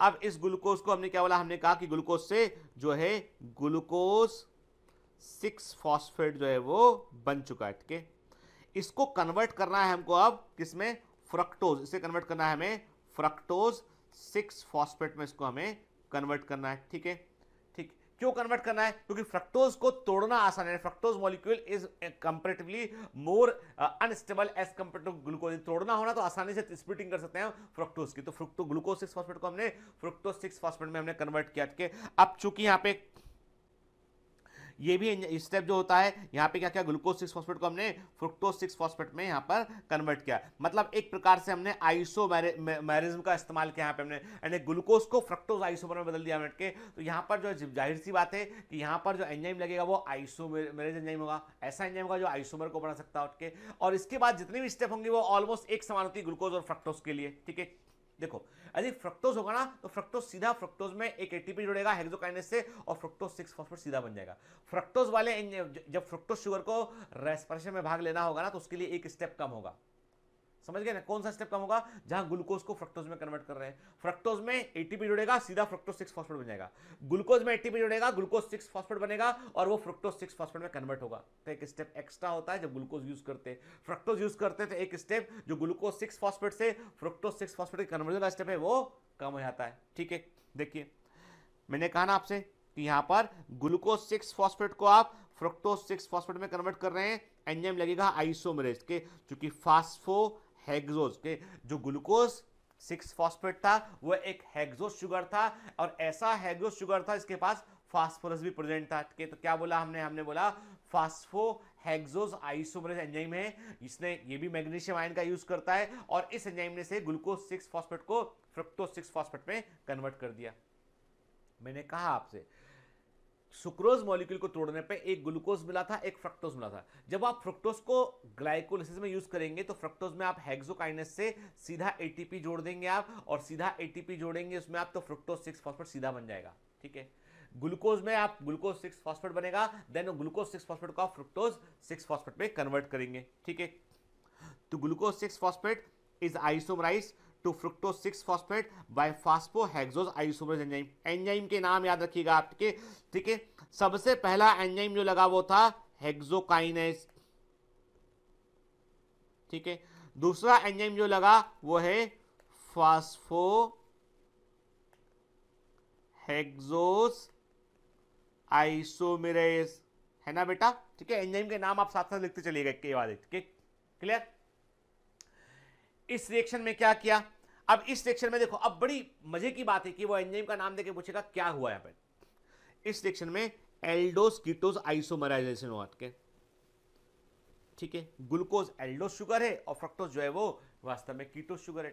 तो एक्चुअली क्या हुआ बेटा यहां पे, देखो ये क्वेश्चन कैसे यानी वही इंफॉर्मेशन को कैसे कॉम्प्लिकेट कर दिया पूछने के लिए कि ग्लाइकोलिसिस में किस स्टेप में एल्डोस कीटोस आइसोमराइजेशन होता है। तो आप समझ गए, ये बोल रहा है ग्लूकोज 6 फॉस्फेट से फ्रुक्टोज 6 फॉस्फेट में कन्वर्जन की बात कर रहा है वो, ठीक है। और ये किससे होता है, फॉस्फोरेज आइसोमरेज से होता है, ठीक। क्या फायदा, there is opening of the glucopyranose ring of glucose 6 phosphate to a linear structure which then changes to the furanose ring structure of the fructose 6 phosphate के पूरा जो परिवर्तन होता है वो कैसे होता है इसमें के, ये पूरा परिणाम देखिए, ये बिल्कुल एम्स लेवल की इंफॉर्मेशन है। हालांकि अब अलग अलग एग्जाम तो नहीं है, लेकिन इंफॉर्मेशन एकदम क्लियर रहना चाहिए हमारे दिमाग में के एक्चुअली में होता क्या है। ये जो एंजाइम होता है, ये ग्लूकोपायरनोज रिंग जो होती है ग्लूकोज 6 फॉस्फेट की, इसको वो पहले लीनियर स्ट्रक्चर में कन्वर्ट करेगा और उसके बाद उसको फुरनोज रिंग में कन्वर्ट कर देगा। याद है ना आपको, हमने पढ़ा हुआ था जो है वो पायरॉन रिंग्स और फ्यूरन रिंग पढ़ा हुआ था कहां पे, बायोमोलिक्यूल्स में। तो जो 6 साइडेड रिंग थी ग्लूकोज 6 फॉस्फेट की, जो ग्लूकोपायरनोज रिंग थी, उसको वो जो है वो किस में कन्वर्ट किया गया, उसको जो है वो उसको जो है फ्यूरनोज रिंग में कन्वर्ट किया गया, जो 5 साइडेड रिंग होती है के फ्रुक्टोज 6 फॉस्फेट की। क्लियर, देखिए ना। तो अब देखो सिंपल सी बात है कि अब बन गया फ्रुक्टोज 6 फॉस्फेट बन गया। अब इसके बाद क्या होगा, फ्रुक्टोज 6 फॉस्फेट में हम 1 एटीपी और खर्च करेंगे, हम 1 एटीपी और खर्च करेंगे, मतलब ये दूसरा इन्वेस्टमेंट है, 1 एटीपी और खर्च किया, दूसरा इन्वेस्टमेंट है। अब इसमें यहां पर चूंकि फॉस्फेट प्रेजेंट है, फ्रुक्टोज शुगर प्रेजेंट है और एटीपी जोड़ने वाला एंजाइम होता है काइनेज एंजाइम आ गया, तो हमने कहा फास्फोफ्रुक्टोकाइनेज, ठीक है। पहला एंजाइम क्या था, पहला एंजाइम था हेक्सोकाइनेज, है ना बेटा। दूसरा एंजाइम था फास्फोहेक्सोज आइसोमेरेज, है ना, ठीक है। तीसरा एंजाइम क्या आ गया, फास्फोफ्रुक्टोकाइनेज, ठीक है, पीएफ के फास्फोफ्रुक्टोकाइनेज। इसने क्या किया, इसने 1 एटीपी और कंज्यूम किया। अब तक आप कितना इन्वेस्टमेंट कर चुके हैं आप, अब पहला आपने ग्लूकोज से ग्लूकोज 6 फॉस्फेट बनाया, 1 एटीपी खर्च किया। फिर आपने जो है वो ग्लूकोज 6 फॉस्फेट को फ्रुक्टोज 6 फॉस्फेट में कन्वर्ट किया, देन फ्रुक्टोज 6 फॉस्फेट को आपने फ्रुक्टोज 1,6 डाइफॉस्फेट में कन्वर्ट किया, आपने 1,6 बाइफॉस्फेट या डाइफॉस्फेट में कन्वर्ट किया, ठीक है। तो यहां पे 1 एटीपी आपने और खर्च किया। नाउ फ्रुक्टोज 1,6 बाइफॉस्फेट वो मॉलिक्यूल है जो टूटेगा, इतना अधिक एनर्जी इसके अंदर हो गया है कि अब ये मॉलिक्यूल 2 हिस्सों में टूट जाएगा। कैसे टूटेगा हम आगे बात करते हैं, अभी पहले फोकस करते हैं हम इस स्टेप पे। देखो बेटा, मेरे साथ ग्लाइकोलिसिस रिकॉल करते हुए चलो। ग्लूकोज से ग्लूकोज 6 फॉस्फेट बना, हेक्सोकाइनेज एंजाइम लगा। ग्लूकोज 6 फॉस्फेट से फ्रुक्टोज 6 फॉस्फेट बना, फास्फोहेक्सोज आइसोमरेज एंजाइम लगा, ठीक है। फ्रुक्टोज 6 फॉस्फेट बन गया। फिर फ्रुक्टोज 6 फॉस्फेट में फास्फोफ्रुक्टोकाइनेज एंजाइम ने काम किया, फ्रुक्टोज 1,6 बाइफॉस्फेट बन गया, ठीक है, क्लियर। चलिए, fructose 6 phosphate is further phosphorylated to fructose 1,6 biphosphate, ठीक है। यहां पर एंजाइम लगा फास्फोफ्रुक्टोकाइनेज 1 एंजाइम लगा, इसने क्या किया, इसने जो है वो एक फॉस्फेट को और ट्रांसफर कर दिया फ्रुक्टोज 6 फॉस्फेट को।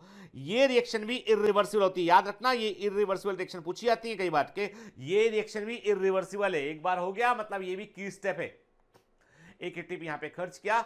आप याद रखना कि ये भी चूंकि की एंजाइम क्यों है, व्हाई इट इज ए की एंजाइम, हेक्सोकाइनेज इज ए की एंजाइम, फास्फोफ्रुक्टोकाइनेज इज ए की एंजाइम, क्योंकि इसने इरिवर्सिबल स्टेप को ये आगे बढ़ाते हैं, ठीक है।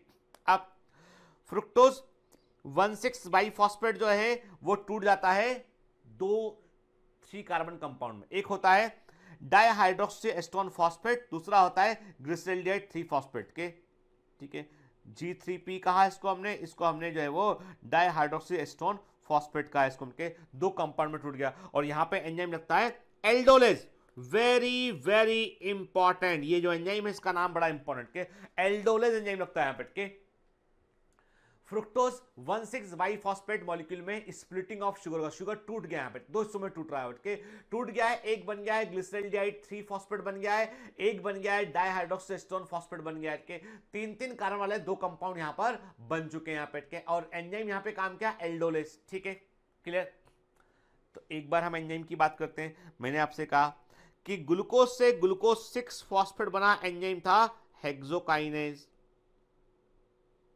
ठीक है। दूसरा, ग्लूकोज 6 फॉस्फेट से फ्रुक्टोज 6 फॉस्फेट बना एंजाइम था फास्फोहेक्सोज आइसोमरेज, ठीक है। फिर क्या हुआ बेटा, हेक्सोकाइनेज लगा, फास्फोहेक्सो आइसोमरेज लगा, देन उसके बाद क्या हुआ बेटा, उसके बाद जो है फ्रुक्टोज 6 फॉस्फेट किसमें यानी ग्लूकोज से ग्लूकोज 6 फॉस्फेट बना, ग्लूकोज 6 फॉस्फेट से फ्रुक्टोज 6 फॉस्फेट बना, एंड फिर उससे फ्रुक्टोज 1,6 बाई फॉस्फेट बना के, देन एंजाइम लगा यहाँ पे फास्फोफ्रुक्टोकाइनेज एंजाइम लगा यहाँ पे के, क्लियर। फिर क्या हुआ बेटा, इसके बाद जो है एल्डोलेज ने काम किया और उसको फ्रुक्टोज 1,6 बाई फॉस्फेट को दो हिस्सों में तोड़ दिया उसने। एक बना डाइहाइड्रोक्सीएस्टोन फॉस्फेट बना 3 कार्बन वाला, और एक बना ग्लिसरॉल्डाइड 3 फॉस्फेट बना, ठीक है। देखिए क्या लिखा है, the 6 carbon fructose 1,6 by phosphate is cleaved into 2 3 carbon unit, 2 3 carbon वाला यूनिट टूट जाता है। एक होता है ग्लिसरॉल्डाइड 3 फॉस्फेट, दूसरा होता है डाइहाइड्रोक्सीएस्टोन फॉस्फेट के। और ये जो एंजाइम जहां पे इस रिएक्शन को करता है वो होता है एल्डोलेज होता है, ठीक है। Since the backward reaction in an aldol condensation the enzyme is called aldolase, ठीक है। Since the backward reaction is an aldol condensation the enzyme is called aldolase, के याद रखिए ये जो रिएक्शन होता है ये रिवर्सिबल होता है, और ये जो है ना डाइहाइड्रोक्सीएस्टोन फॉस्फेट ग्लिसरॉल्डाइड 3 फॉस्फेट ये दोनों जुड़कर वापस से फ्रुक्टोज 1,6 बाई फॉस्फेट बन सकते हैं, वो टूट के फिर से डाइहाइड्रोक्सीएस्टोन फॉस्फेट और ग्लिसरॉल्डाइड 3 फॉस्फेट बन सकता है। ये रिवर्सिबल रिएक्शन है, ठीक है। और दिस इज द रिएक्शन, मेरी बात सुनिए, दिस इज द रिएक्शन जो फोटोसिंथेसिस में भी होता है पर उल्टा होता है। ये एल्डोलेज फोटोसिंथेसिस में भी काम करता है पर उल्टा काम करता है। फोटोसिंथेसिस में ये ग्लिसरॉल्डाइड 3 फॉस्फेट प्लस डाइहाइड्रोक्सीएस्टोन फॉस्फेट को जोड़ता है और वो शुगर को बनाता है, उल्टा होता है। रेस्पिरेशन में ये काम कर रहा है कि फ्रुक्टोज 1,6 बाई फॉस्फेट को ये जो है डाइहाइड्रोक्सीएस्टोन फॉस्फेट और ग्लिसरॉल्डाइड 3 फॉस्फेट में तोड़ रहा होता है, ठीक है। रिवर्सिबल रिएक्शन है। अब ग्लाइकोलिसिस में आगे जाने वाला जो मॉलिक्यूल है जो मॉलिक्यूल है वो है ग्लिसरॉल्डाइड 3 फॉस्फेट, यानी जो ग्लाइकोलिसिस में आगे जाएगा वो है ग्लिसरॉल्डाइड 3 फॉस्फेट है। तो जो डाइहाइड्रोक्सीएस्टोन फॉस्फेट बन चुका है उसको हमें कन्वर्ट करना पड़ेगा ग्लिसरॉल्डाइड 3 फॉस्फेट में, क्योंकि देखो सुनो, जब फ्रुक्टोज 1,6 बाई फॉस्फेट टूटा, मैं कह रहा हूं ना आपसे, मैं आपको ग्लाइकोलिसिस रटा नहीं रहा हूं, मैं समझा रहा हूं बेटा, ठीक है। जब फ्रुक्टोज 1,6 बाई फॉस्फेट टूटा तो 2 मॉलिक्यूल बने, एक ग्लिसरॉल्डाइड 3 फॉस्फेट बन गया जो सीधा ग्लाइकोलिसिस में आगे भाग ले लेगा, दूसरा डाइहाइड्रोक्सीएस्टोन फॉस्फेट बना, उसको हमें ग्लिसरॉल्डाइड 3 फॉस्फेट में कन्वर्ट करना पड़ेगा। अब चूंकि ये 3 कार्बन वाला कंपाउंड है, आइसोमेरिज्म करना है इसका भी, तो ट्रायोज आइसोमेरेज एंजाइम यहां पे काम करेगा। एंजाइम काम क्या है यहाँ पे, ट्रायोज फॉस्फेट आइसोमेरेज एंजाइम काम किया और डाइहाइड्रोक्सीएस्टोन फॉस्फेट जो है वो ग्लिसरॉल्डाइड 3 फॉस्फेट में कन्वर्ट हो गया ये, ठीक है। एक स्टेप ये हुआ। फिर ग्लिसरॉल्डाइड 3 phosphate is on direct pathway of glycolysis, सीधा भाग लेता है ग्लाइकोलिसिस में, जबकि डाइहाइड्रोक्सीएस्टोन फॉस्फेट सीधा ग्लाइकोलिसिस में भाग नहीं ले पाता है, इसलिए इसको हमें ट्रायोज फॉस्फेट आइसोमरेज से कन्वर्ट करना पड़ता है। डाइहाइड्रोक्सीएस्टोन फॉस्फेट को ग्लिसरॉल्डाइड 3 फॉस्फेट में कन्वर्ट करना पड़ता है ताकि हम उससे एटीपी निकाल सकें, उसका आगे यूज कर सकें हम, ठीक है, ठीक। तो इसका मतलब ये हुआ कि फाइनली एक ग्लूकोज मॉलिक्यूल 2 ग्लिसरॉल्डाइड 3 फॉस्फेट में कन्वर्ट हो गया, एक डायरेक्ट बना और एक हमने डाइहाइड्रोक्सीएस्टोन फॉस्फेट से कन्वर्ट करके बना लिया, ठीक है। तो ये प्रोसेस रैपिड होती है और रिवर्सिबल प्रोसेस होती है, ठीक है।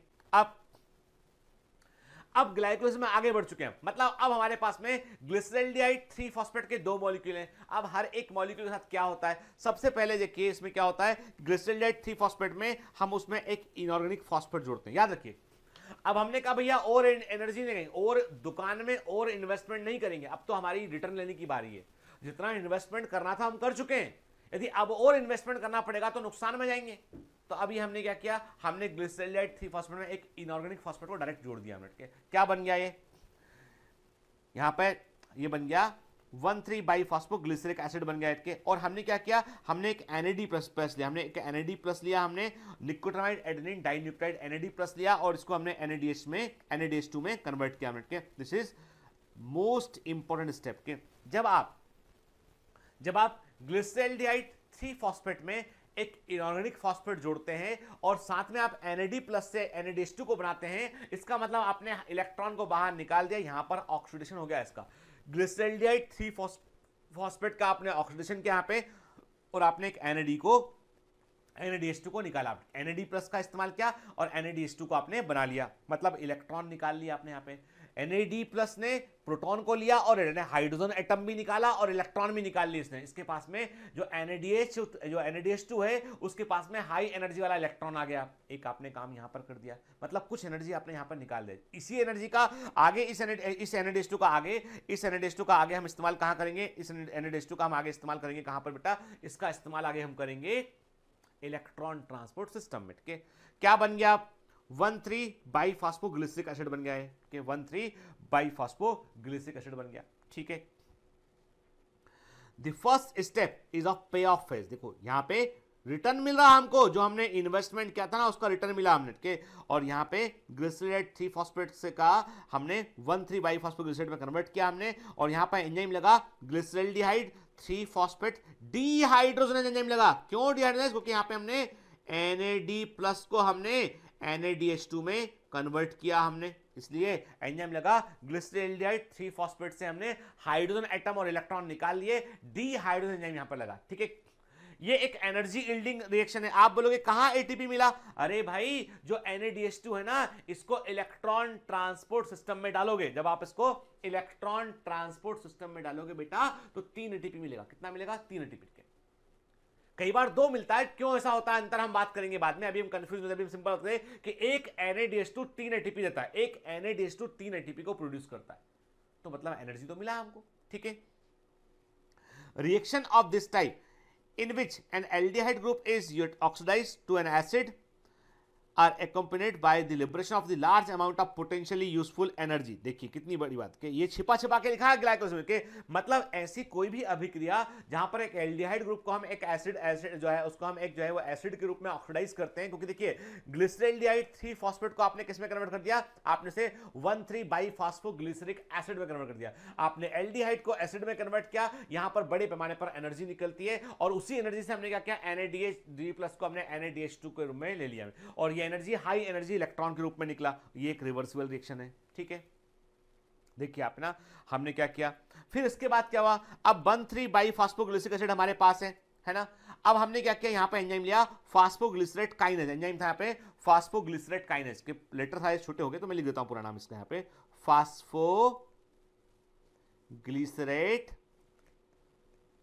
काइनेज के मैग्नीशियम आयन का इस्तेमाल करता है ये के, इस एंजाइम को लिया हमने, इसने क्या किया 1,3 बाइफॉस्फोग्लिसरिक एसिड को उसने 3 फॉस्फोग्लिसरिक एसिड में कन्वर्ट कर दिया और एक ADP को ATP में कन्वर्ट कर दिया। तो पहला हमको बड़ा रिटर्न यहां पर भी मिल गया हमको, देखो एक NADH2 मिला, अब तक हमें एक NADH2 मिल चुका था पहले के, जब हमने 3 फॉस्फोग्लिसरल्डिहाइड को 1,3 बाइफॉस्फोग्लिसरिक एसिड में कन्वर्ट किया, एक NADH2 मिला हमको। अब हमने क्या किया, अब हमने जैसे 1,3 बाइफॉस्फोग्लिसरिक एसिड को हमने 3 फॉस्फोग्लिसरिक एसिड में कन्वर्ट किया, फिर एनर्जी बाहर निकली, एक ADP से हमने एक ATP बना लिया। अब ये जो ATP है वो सीधा रिएक्शन के दौरान बन रहा है, ये जो ATP है वो सीधा रिएक्शन के दौरान बन रहा है, इसको बोलते हैं हम सबस्ट्रेट लेवल फास्फोराइलेशन के। आप बोलोगे इसका सर क्या मतलब है, देखो बेटा ऐसा है ना कि जो NADH2 था उससे ATP बनाने के लिए आपको इलेक्ट्रॉन ट्रांसपोर्ट सिस्टम की हेल्प लगेगी, और इलेक्ट्रॉन ट्रांसपोर्ट सिस्टम बगैर ऑक्सीजन के काम नहीं करता है। तो मतलब यह है कि NADH2 से यदि आप ATP को बनाना चाहेंगे तो you need oxygen, you need electron transport system, मतलब ऑक्सीडेटिव फास्फोराइलेशन होगा तो वो बनेगा। यहां पर क्या है, यहां पर जो है वो सीधा केमिकल रिएक्शन में ही ADP से ATP बन गया, ये होता है सबस्ट्रेट लेवल फास्फोराइलेशन, जब केमिकल रिएक्शन में ATP डायरेक्ट बन जाए। ठीक है, चलिए अब देखिए क्या लिखा है, देखते हैं। द एंजाइम फास्फोग्लिसरेट काइनेज, ये हाई एनर्जी फास्फोराइल ग्रुप को जो है ट्रांसफर करता है ADP को, और क्या बनता है, एक ATP बनता है, और 3 फॉस्फोग्लिसरिक एसिड में 1,3 बाइफॉस्फोग्लिसरिक एसिड 3 फॉस्फोग्लिसरिक एसिड में कन्वर्ट होता है, और एक ATP में कन्वर्ट होता है। This is the unique example, देखिए this is the unique example where ATP can be produced at substrate level. ठीक है, मैंने कहा ना यहाँ ये यूनिक एग्जांपल, यहाँ पे सबस्ट्रेट लेवल पे ATP बनता है। ठीक है, without participating in electron transport chain. ये सब चीजें जो बता रहा हूं ये सब MCQ एग्जाम के, सब MCQ एग्जाम में पूछा गया। ठीक है, ग्लाइकोलिसिस पे कोई ये थोड़ी ना बोलेगा, आपको क्या लगता है नीट के पेपर में आपसे बोलेगा चल लिख ग्लाइकोलिसिस, चल 10 स्टेप लिख के दिखा, नहीं पूछेगा। आपसे वो अंदर के हिस्सों से पूछेगा चीजें के, और वो अंदर के हिस्से एकदम दिमाग में क्लियर रहना चाहिए, एकदम क्लियर। और बता दूं मैं आपको, ग्लाइकोलिसिस की पाथवे पूरी जिंदगी काम आएगी आपको। मेडिकल कॉलेज में डॉक्टर बन जाएंगे तब भी काम आएगी, एमडी कर लेंगे तब भी काम आएगी, डीएम कर लेंगे तब भी काम आएगी, के एवरीवेयर पीछा इससे नहीं छूटेगा। समझ लो इसको इसलिए भी अच्छे से, ठीक है ना।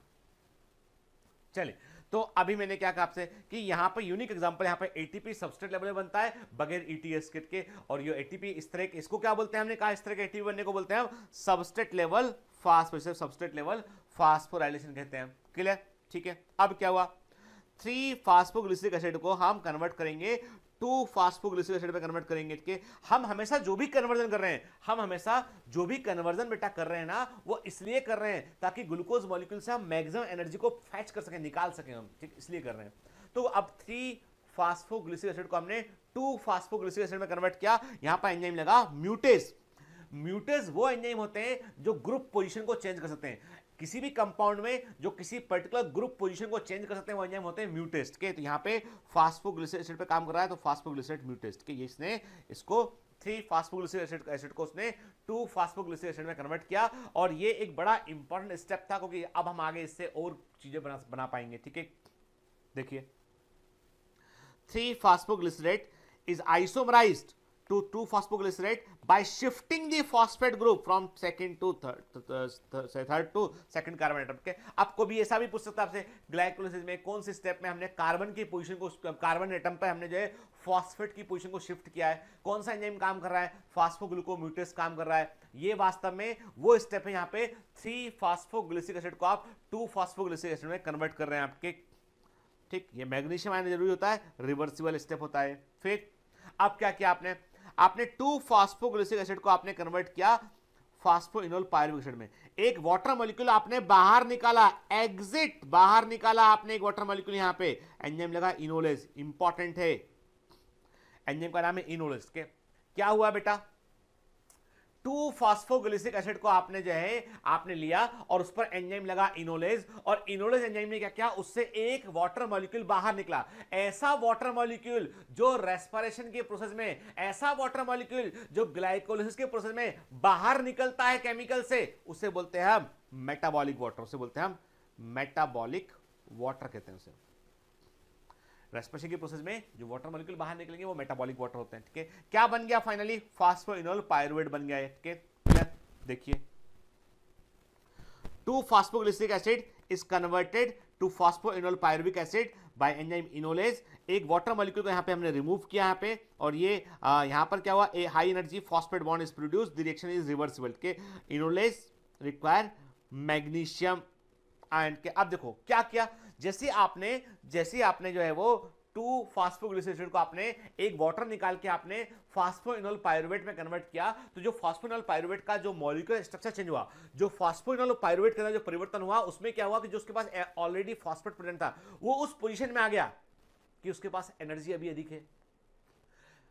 जो भी मॉलिक्यूलर अरेंजमेंट आपने चेंज किया यहां पर, एक वाटर को निकालने के बाद जो भी मॉलिक्यूलर अरेंजमेंट में चेंज आया, उससे फास्फोइनोल पायरुवेट के पास में एक हाई एनर्जी वाला फॉस्फेट बॉन्ड आ गया। अब इसको हमें आगे एटीपी में कन्वर्ट करना है, ठीक है। देखिए, फास्फोइनोल पायरुवेट जो है उसने एक एडीपी का इस्तेमाल किया, और एंजाइम था pyruvate kinase. Magnesium ion, potassium ion दोनों यहां पे एक्टिवेटर के रूप में काम करेंगे इसके लिए, और यहां पे फाइनली पायरुविक एसिड का मॉलिक्यूल बन गया और एक एटीपी बन गया, ठीक है। मतलब ये हुआ फास्फोइनोल पायरुवेट जो है जब वो पायरुविक एसिड में कन्वर्ट हुआ, तो एक हमने जो उसके पास में हाई एनर्जी वाला फॉस्फेट था, जो कैसे आ गया था, जब तक वो 2 फास्फोग्लिसरिक एसिड में प्रेजेंट था तब तक फॉस्फेट के पास उतना एनर्जी नहीं था।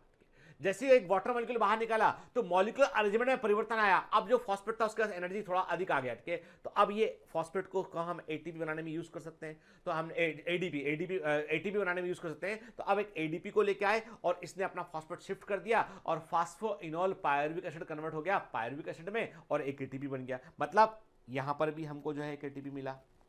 क्लियर, मिला कि नहीं मिला, मिला। चलिए क्या लिखा है, फास्फोइनोल पायरुवेट इज डीफॉस्फोराइलेटेड, इसका फॉस्फेट बाहर निकला, to pyruvic acid with the help of enzyme pyruvate kinase, ठीक है। First phosphoenol pyruvate is made into a transient intermediary, the enol pyruvate, which is spontaneously isomerized to keto pyruvate and stable form of the pyruvate. होता क्या है, जब भी phosphoenol pyruvic acid जो है pyruvic acid में कन्वर्ट होता है तो पहले इनॉल पायरुविक एसिड बनता है, देन वो कीटोस पायरुविक एसिड में कन्वर्ट हो जाता है। ठीक है, कोई पूछता है तो दिमाग में रखना इस बात को केवल, ठीक है, not very important. One molecule of ATP is generate, एक मॉलिक्यूल एटीपी का यहां पर बनता है इस रिएक्शन में के, और ये भी सबस्ट्रेट लेवल फॉस्फोरेशन होता है, डायरेक्ट बनता है केमिकल रिएक्शन में, बगैर ईटीएस के बनता है, और ये भी की ग्लाइकोलिटिक पाथवे होती है जो कि इरिवर्सिबल है, ये भी इरिवर्सिबल। तो आप देखो, आपने कुछ पाथवे आपने देखी ना इसमें जो इरिवर्सिबल है, ठीक है, तकरीबन 3 पाथवे ऐसी जो इरिवर्सिबल इसमें, बाकी कई आपने रिवर्सिबल देखी थी, ठीक है, 3 है, ठीक है, काउंट कर लेना इसको आप। देखो अब एनसीईआरटी का लिखता है, in glycolysis a chain of 10 reaction under the control of different enzyme, और हमने हर डिफरेंट एंजाइम का नाम जहां समझ लिया है कि कौन कौन से एंजाइम काम करते हैं, कहां इनोलेस काम करता है, कहां म्यूटेस काम करता है, कहां पायरुवेट काइनेस काम करता है, कहां एल्डोलेस काम करता है, कहां आइसोमेरेस काम करता है, सब हमने समझ लिया। ठीक, takes place to produce pyruvate from the glucose. While studying the steps of glycolysis, please note the step at which utilization of or synthesis of ATP, आपको याद रखना है वो स्टेप जहां पर एटीपी का यूज किया है और जहां पर एटीपी मिले हैं, ठीक है, और साथ में जहां पे आपने NADH को लिया है वो स्टेप आपको याद रखने हैं, ठीक है, ठीक। ATP is utilize in at 2 step, ATP को 2 जगह यूज करते हैं, ग्लूकोज से ग्लूकोज 6 फॉस्फेट बनाने में, और फ्रुक्टोज 6 फॉस्फेट से फ्रुक्टोज 1,6 बाइफॉस्फेट बनाने में यूज करते हैं। दोनों स्टेप इंपॉर्टेंट है बेटा, है ना, दोनों स्टेप इंपॉर्टेंट स्टेप है, याद रखिएगा, है ना, भूलना नहीं है, ठीक है। चलिए, फ्रुक्टोज 1,6 बाइफॉस्फेट टूटता है 2 हिस्सों में, डाइहाइड्रोक्सिस्टोन फॉस्फेट और 3 फॉस्फोग्लिसरॉल्डिहाइड। आप बोलोगे दोबारा क्यों बता रहे हो, अरे एनसीईआरटी पढ़ रहा हूं मैं, तो पढ़ा चुका अपना, अब ये एनसीईआरटी पे देख रहे हैं हम क्या लिखा है, ठीक है। We find that there is one step where NADH2 is formed from NAD+, वो स्टेप जहां पर NADH2 बनता है NAD+ से, वो याद रखना है हमको। जब 3 फॉस्फोग्लिसरॉल्डिहाइड 1,3 बाइफॉस्फोग्लिसरिक एसिड में कन्वर्ट होता है तो वहां पर एक NADH2 हमको मिलता है। वेरी वेरी इंपॉर्टेंट, एनसीईआरटी में साफ साफ मेंशन है स्टेप, और एग्जाम में कई बार पूछा गया है, ठीक है, ठीक। अब देखो कितना अच्छा लिखा है, 2 रेडॉक्स इक्विवेलेंट आर रिमूव्ड। इसका मतलब क्या है, इसका मतलब है 2 हाई एनर्जी इलेक्ट्रॉन और 2 प्रोटॉन यहां पे रिमूव हुए हैं, ठीक है। 2 redox equivalent are removed in the form of 2 hydrogen atom from the phosphoglyceraldehyde and transferred to a molecule of NAD+. NAD+ क्या बन गया, NADH2 बन जाएगा यहाँ पे, क्लियर, ठीक है, आई बात समझ में। Phosphoglyceraldehyde is oxidized and with inorganic phosphate to get converted into the biphosphoglyceric acid. The conversion of biphosphoglyceric acid to 3-phosphoglyceric acid is also an energy yielding process. तो मैंने कहा था जो है 1,3 बाइफॉस्फोग्लिसरिक एसिड जब 3 फॉस्फोग्लिसरिक एसिड में convert होगा तो वहां पे एक एटीपी बनेगा, ठीक है, और दूसरा एटीपी कब बनेगा, जब फॉस्फोइनोल पायरुविक एसिड में कन्वर्ट होगा तब बनेगा। तो इसका मतलब जहां जहां एटीपी आपने इन्वेस्ट किया है, खर्च किया है, जहां जहां एटीपी आपको मिला है और जहां पे आपको NADH2 मिला है, वो स्टेप आपको याद रखने, बिल्कुल नहीं भूलने बेटा, ठीक है। मेरे कहने में, मेरे विचार से आपको पूरे 10 स्टेप याद होना चाहिए, मेरे अनुसार आपको पूरे 10 स्टेप याद होना चाहिए बेटा। यदि हमने इतने साल से ग्लाइकोलाइसिस सुनते आ रहे हैं और अभी भी हमको 10 स्टेप याद नहीं है उसके, तो हमने कुछ भी नहीं किया। हमें पूरे 10 स्टेप याद होना चाहिए, और कुछ नहीं, 2 बार आप समझ के लेक्चर को ध्यान सुनेंगे, 2 बार आप अपने मन से लिख कर देख लेंगे ना आप, तो आपको याद है, कभी नहीं भूलेंगे, मजा भी आएगा आपको, ठीक है। Can you calculate how many ATP molecule are directly synthesized at this pathway from 1 glucose two molecule. अरे भाई सिंपल सी बात है, एक तो बना था 1,3 बाइफॉस्फोग्लिसरिक एसिड से बना था, 3 फॉस्फोग्लिसरिक एसिड के बीच में एक एटीपी बना था, एक तो यहां मिला था। दूसरा एटीपी कहां बना था हमको, दूसरा बना था हमें फॉस्फोइनॉल पायरुविक एसिड से, जब पायरुविक एसिड बना तब एक एटीपी यहां बना था। तो कुल हमने क्या कहा आपसे कि 2 एटीपी बने हमें कहां पे, एक ग्लिसरॉल्डिहाइड 3 फॉस्फेट से। लेकिन एक ग्लूकोज मॉलिक्यूल के लिए ये बात दोबारा डबल चलेगा ना, एक ग्लूकोज मॉलिक्यूल से 2 मॉलिक्यूल बने थे ग्लिसरॉल्डिहाइड 3 फॉस्फेट के, तो ये काउंट कितना हो गया, 4 हो गया। कि how many ATP, 4 ATP, 4 ATP direct बनेंगे फ्रॉम 1 ग्लूकोज मॉलिक्यूल, क्योंकि जो एक ग्लूकोज मॉलिक्यूल था बेटा, उस ग्लूकोज मॉलिक्यूल से एक ग्लिसरॉल्डिहाइड 3 फॉस्फेट बना था और एक डाइहाइड्रोक्सिस्टोन फॉस्फेट बना था। डाइहाइड्रोक्सिस्टोन फॉस्फेट को हमने वापस से ग्लिसरॉल्डिहाइड 3 फॉस्फेट में कन्वर्ट कर लिया था, है ना। तो हमारे पास 2 मॉलिक्यूल थे, वो तो 2 बार चलेगा पाथवे पूरा, है ना। तो 4 एटीपी डायरेक्ट बनेंगे, मतलब सबस्ट्रेट लेवल फास्फोराइलेशन से 4 एटीपी बनेंगे। Pyruvate acid is then the key product of the glycolysis, बिल्कुल सही बात है। What is the metabolic effect of pyruvate? अरे भाई डिपेंड करता है कि पायरुवेट एसिड जब ऑक्सीजन प्रेजेंट होगा तो पायरुविक एसिड माइटोकॉन्ड्रिया में इंटर करेगा और एरोबिक रेस्पिरेशन होगा। जब ऑक्सीजन प्रेजेंट नहीं होगा तो एनारोबिक रेस्पिरेशन होगा। ठीक है, clear? This depends on the cellular need, ये कोशिकी रिक्वायरमेंट सेलुलर नीड पे डिपेंड करता है। ठीक है, ठीक। अब हम देख लेते हैं कि हमारी एनसीईआरटी में जो हमने पढ़ा है वैसे ही रखा है। एनसीईआरटी में क्या, एनसीईआरटी में जो स्टेप ऑफ ग्लाइकोलाइसिस रखे हैं उनको हम देखते हैं। ठीक है, ग्लूकोज से ग्लूकोज 6 फॉस्फेट बना, एक एटीपी यहां पे हमने खर्च किया, इन्वेस्ट किया हमने, एक एटीपी यहां पे हमने इन्वेस्ट किया कि ये इन्वेस्टमेंट हिस्ट्री हो गया। ठीक है, ग्लूकोज 6 फॉस्फेट से फ्रुक्टोज 6 फॉस्फेट बना। ठीक है, यहां पर हमने क्या कहा, यहां पर हमने तो पहले क्या लगा, हेक्सोकाइनेज एंजाइम लगा, दूसरे में क्या लगा, फास्फोहेक्सोज आइसोमरेज एंजाइम लगा के फिर फ्रुक्टोज 6 फॉस्फेट से फ्रुक्टोज 1,6 बाइफॉस्फेट बना। हमने फिर से एटीपी को जो है वो इन्वेस्ट किया, यहां पे इन्वेस्ट किया। ठीक है, हमने कहा फास्फोफ्रुक्टोकाइनेज एंजाइम, फास्फोफ्रुक्टोकाइनेज एंजाइम लगा और क्या बन गया, फ्रुक्टोज 1,6 बाइफॉस्फेट बन गया। ठीक है, फ्रुक्टोज 1,5 बाइफॉस्फेट दो हिस्सों में टूट गया। ठीक है, यहां पर एंजाइम लगा एल्डोलेज, यहां पे एंजाइम लगा एल्डोलेज एंजाइम लगा यहां पे। ठीक है, और क्या बन गया, ग्लिसरॉल्डिहाइड 3 फॉस्फेट के 2 मॉलिक्यूल बन गए। एक्चुअली में क्या हुआ कि एक ग्लिसरॉल्डिहाइड 3 फॉस्फेट बना, एक डाइहाइड्रोक्सोएस्टोन फॉस्फेट बना, फिर जो डाइहाइड्रोक्सोएस्टोन फॉस्फेट बना उसको ट्रायोज आइसोमरेज ने उसको कन्वर्ट कर दिया ग्लिसरॉल्डिहाइड 3 फॉस्फेट में। ठीक है, 2 मॉलिक्यूल ये हो गए। फिर ग्लिसरॉल्डिहाइड 3 फॉस्फेट से पर हमने क्या किया, एक इनऑर्गेनिक फॉस्फेट का इस्तेमाल किया हमने, एक उसमें ऐड किया हमने, साथ में हमने यहाँ पे डीहाइड्रोजन के ग्लिसरॉल्डिहाइड 3 फॉस्फेट डीहाइड्रोजन एंजाइम का यूज किया और NAD+ को हमने NADH2 में कन्वर्ट कर लिया, कन्वर्ट हो गया। एक NADH2 को यहाँ मिला, ये रिटर्न मिला हमको। ठीक है, एंजाइम लगा यहाँ पे ग्लिसरॉल्डिहाइड 3 फॉस्फेट डीहाइड्रोजन एंजाइम लगा यहाँ पे। ठीक है, फिर 1,3 बाइफॉस्फोग्लिसरिक एसिड जो है वो बना, 1,3 बाइफॉस्फोग्लिसरिक एसिड को हमने जो है वो 2,3 फॉस्फोग्लिसरिक एसिड में कन्वर्ट किया हमने के। तो हमने क्या कहा, हमने कहा यहाँ पे एंजाइम लगा का, यहाँ पे जो है वो जो है काइनेज एंजाइम ने क्या किया, इसको वह जो है 1,3 बाइफॉस्फोग्लिसरिक एसिड को 3 फॉस्फोग्लिसरिक एसिड में कन्वर्ट किया और एक एटीपी यहाँ पे मिला हमको। देन उसके बाद जो है वो म्यूटस ने क्या किया, 3 फॉस्फोग्लिसरिक एसिड को 2 फॉस्फोग्लिसरिक एसिड में कन्वर्ट कर दिया। ठीक है ना, इंटू 2 मतलब 2 बार चल रहा है। ठीक है, 2 मॉलिक्यूल थे ना। फिर 2 फास्फोग्लिसरिक एसिड कन्वर्ट हुआ किससे बेटा, फास्फोइनोल पायरुविक एसिड में कन्वर्ट हुआ। के और यहां पर जो है वो क्या हुआ बेटा, यहां पर जो है वो हमने जो है वो इनोलेज एंजाइम का इस्तेमाल किया, एक वाटर को हमने यहां से ऐड निकाल के बाहर कर दिया हमने। के और क्या हुआ, जो फास्फोइनोल पायरुविक एसिड था अगेन काइनेज का यूज किया हमने और पायरुविक एसिड में कन्वर्ट हुआ और एक एटीपी का यहां पे प्रोडक्शन हुआ। तो यहां पे भी हमको रिटर्न मिला, यहां पे भी हमको रिटर्न मिला, यहां पे भी हमको रिटर्न मिला। ठीक है, तो क्या हुआ बेटा, एक बार में एक एटीपी यहां मिला, एक यहां मिला, एक ग्लूकोज के लिए 2 एटीपी यहां हो गए, 2 एटीपी यहां हो गए ग्लूकोज के लिए, एक ग्लूकोज के लिए 2 बार चल रहा ना पाथ बैठ के, एक ग्लूकोज के लिए NADH2 भी कितना होगा, संख्या में 2 होगा ये। ठीक है, क्लियर?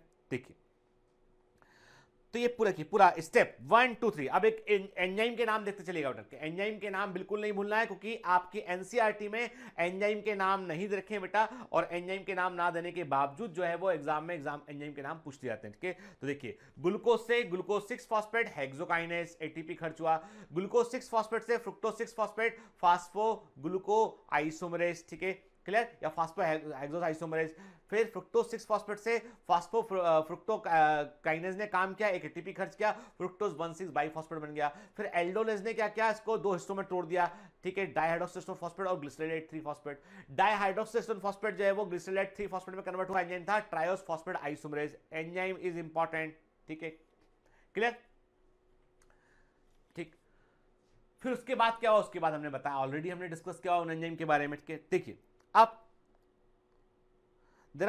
अब देखो, अब सिंपल सी बात है, यदि बेटा हमने यहाँ पे देखा इसमें, तो आप देखिए मैंने कहा आपसे कि ये जो ओवरऑल लिखे यहाँ पे, तो मैंने कहा ग्लिसरॉल्डिहाइड 3 फॉस्फेट का जो मॉलिक्यूल है ये आगे भाग लेगा और फाइनली क्या होगा, फाइनली हमको एनर्जी यील्डिंग प्रोसेस देखने मिलेगी।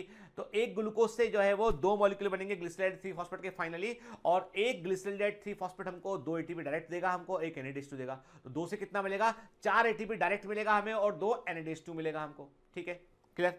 तो एक काम करते हैं, अभी हम जो है वो कुछ काम अगली क्लास के लिए छोड़ते हैं। नेक्स्ट क्लास में हम पहले एक ब्रीफ रिवीजन करेंगे फटाफट 2-3 मिनट के अंदर हम और आप याद करके आना।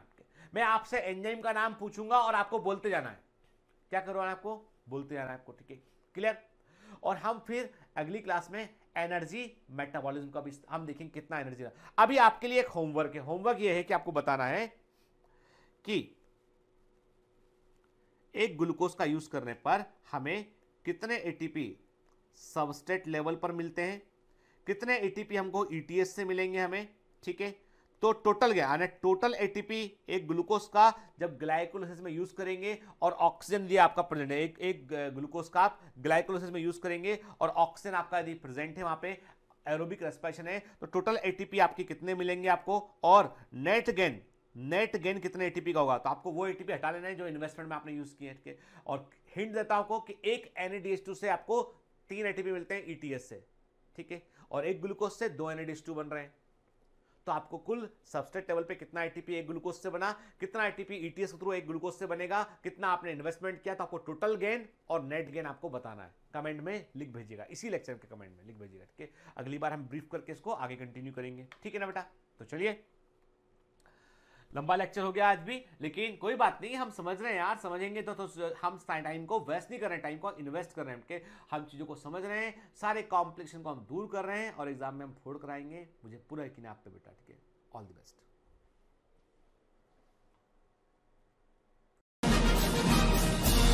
Hi.